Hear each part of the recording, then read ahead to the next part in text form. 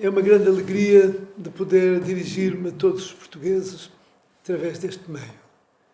Portugal atravessa uma grave crise, uma das piores da sua história. A soberania de Portugal está gravemente ameaçada. A história revela-nos que sempre que o país ficou enfraquecido, aumentou a vulnerabilidade da nossa independência.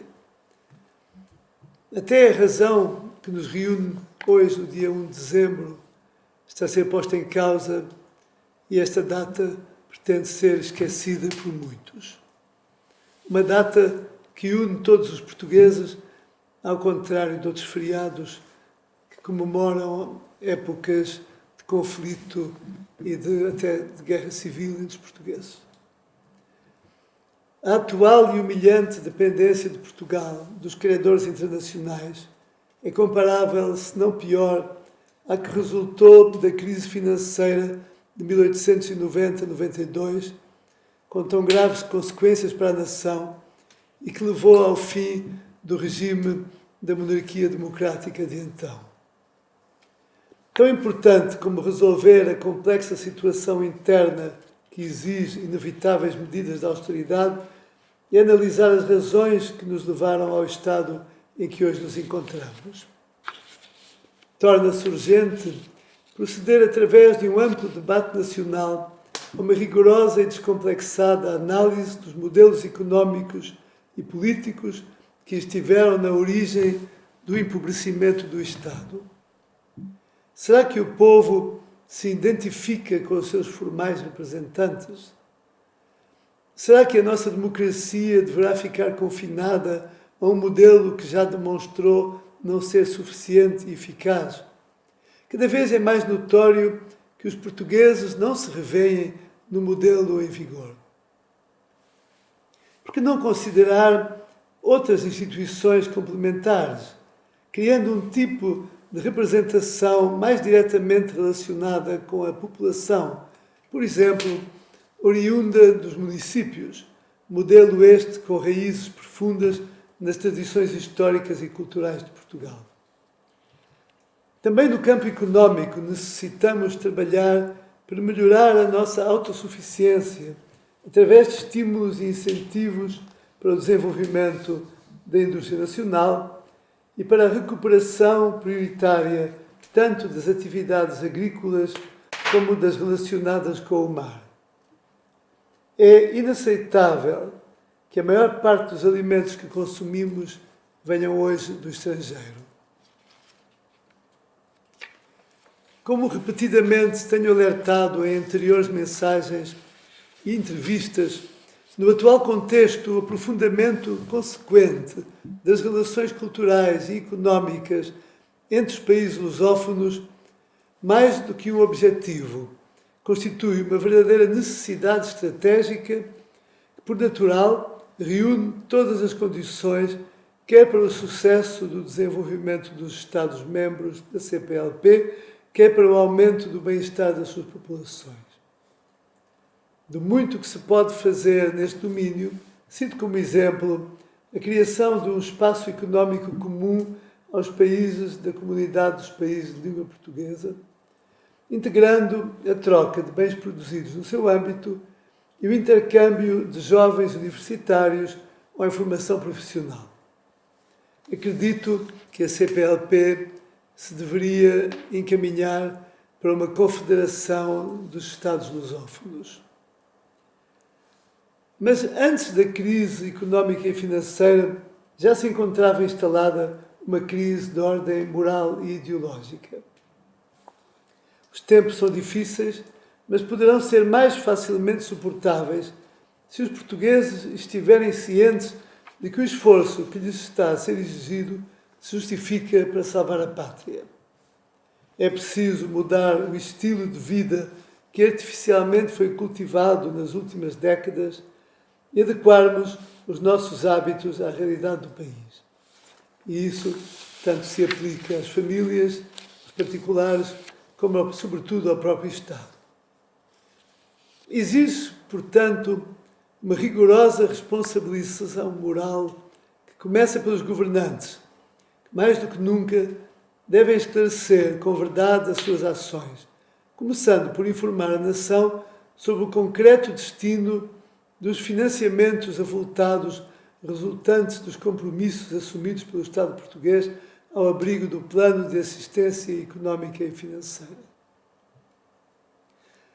Perante a herança que as próximas gerações vão receber, é nosso dever contribuir para lhes facultar as melhores ferramentas para o seu futuro e para o futuro de Portugal, educando-os, informando-os com respeito pelos princípios da honra, da responsabilidade e do amor à pátria. A dúvida que hoje se coloca não é a de que país vamos deixar aos nossos filhos, mas sim que filhos vamos deixar ao nosso país. Qual é o recurso principal, o mais importante da alavanca para vencer a crise e colocar de novo Portugal no caminho do desenvolvimento e do progresso? O nosso maior valor é, como sempre foi, nas horas mais dramáticas da nossa história, o povo, a gente, as pessoas, cada um dos portugueses. Mas como é então possível que se porfie em não deixar nascer os portugueses? Como é possível que, ao abrigo de leis iníquas e antinaturais, se tenha nestes anos privado Portugal de dezenas de milhares de filhos seus? Desde 2007, milhares de crianças que hoje deviam estar nas nossas escolas, que se fecham vazias por todo o país, foram impedidas de viver pelo holocausto social do aborto livre e subsidiado. A comunidade nacional privou-se e continua a privar-se do principal recurso para vencer a crise. A presente tragédia demográfica, com taxas que já não asseguram a substituição das gerações, pronuncia que Portugal renuncia ao seu futuro. O prestígio internacional de Portugal terá levado a que em várias ocasiões me tenham convidado a mediar conflitos políticos e militares. Em alguns casos fui muito bem sucedido, como no que opunha a Indonésia, Timor e Portugal. Quero expressar, a propósito, a minha gratidão ao Parlamento da nação timorense, que num gesto que muito me sensibilizou, me confiou a sua nacionalidade. Também ajudei a desbloquear o impasse que durava há anos entre Cabinda e o governo de Angola. Espero que a autonomia concedida a Cabinda contribua decisivamente para a felicidade do seu povo. Há anos que venho alertando para o nosso modelo errado de desenvolvimento. Combati várias vezes as grandes despesas públicas não prioritárias e que não produziram bens transacionáveis. Fui bastante criticado por isso. Defendi que a nossa economia não estava preparada para a adesão ao euro por falta de competitividade.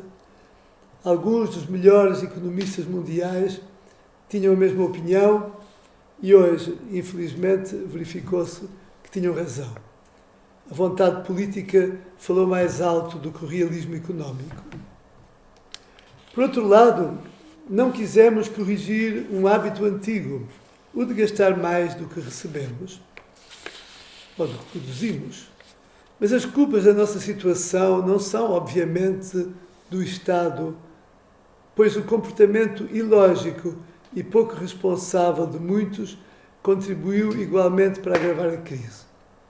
Por exemplo, quando 1/3 das ofertas de emprego não encontram quem queira trabalhar, porque muitos preferem receber subsídios, temos de concluir que muita gente não percebeu que essa atitude é não só insustentável, como imoral. É também dificilmente compreensível que todos sejamos obrigados a pagar os prejuízos de empresas públicas e algumas privadas, geridas de modo irresponsável ou mesmo criminoso. É frequente ser-me colocada a seguinte pergunta: o que faria se hoje fosse rei?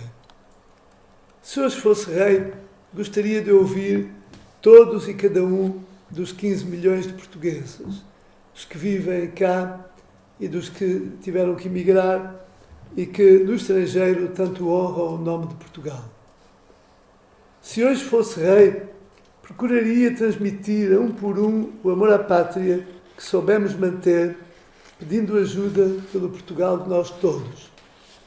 Se hoje fosse rei, pediria aos mais dotados que orientassem os de menor capacidade, mas nem por isso têm menos vontade de bem fazer. Se hoje fosse rei, procuraria acarinhar os novos e os menos novos, aptos e menos dotados, com posses ou sem elas, apontando-lhes a valorização da família, da solidariedade, dos valores que fizeram o nosso Portugal. Mas não o sou, e só o seria se e quando fosse essa a vontade dos portugueses. Por isso, resta-me hoje um apelo que de coração aqui vos deixo.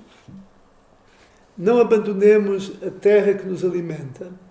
Aproveitemos o que de bom a nossa terra tem para nos oferecer, resistindo a projetos que destruam a capacidade agrícola dos solos e, quando possível, unindo esforços numa exploração conjunta e rentável. Os produtos alimentares e seus derivados que soubermos produzir serão riquezas de todos nós. Demos sempre prioridade ao que é produzido em Portugal e o Estado que tem que dar esse bom exemplo. Preserve-se a estrutura representativa das comunidades naturais e do território nacional, as freguesias e os municípios, algumas com existência milenar, reduzindo drasticamente gastos excessivos, mas respeitando a gênese dos nossos povos. Dê-se educação e instrução aos que começam, formação aos que trabalham ou querem trabalhar. Porque o conhecimento é a base de todo o progresso, como prova a realidade dos reinos do norte da Europa. Transmita-se saber atualizado, diferenciem-se as aptidões, expliquem-se os valores da verdade e do bem comum, recorde-se o respeito que cada pessoa nos merece e saiba-se incutir o orgulho no Portugal que soubemos edificar. Devemos ser um Estado de Direito que deve zelar por uma verdadeira justiça. Na saúde, gostaríamos de ver protegido o nosso bem comum, maior, mais importante, a vida. Na família, deve residir o exemplo, o abrigo no infortúnio e a participação nas alegrias. À família recorremos e a família fortalecemos porque dela também dependemos. Quem de direito zele pela família, amparando quem mais idade tem. Se a família deixa de se constituir o embrião da sociedade, é toda a sociedade que ruirá. A família é, por isso, o alvo preferido dos que tal desejam. Não deixemos que tal aconteça. Confio na força anímica que, como povo, sempre soubemos revelar perante os desafios mais difíceis. Especialmente a nossa juventude, bem preparada, com a sua criatividade, generosidade e coragem, será quem irá restaurar Portugal. Acredito que os nossos governantes, aprendendo com os erros do passado recente, terão a coragem de os corrigir e a inteligência de serem coerentes, sobrepondo-se a interesses partidários. Assim, Deus os ajude e ajude Portugal.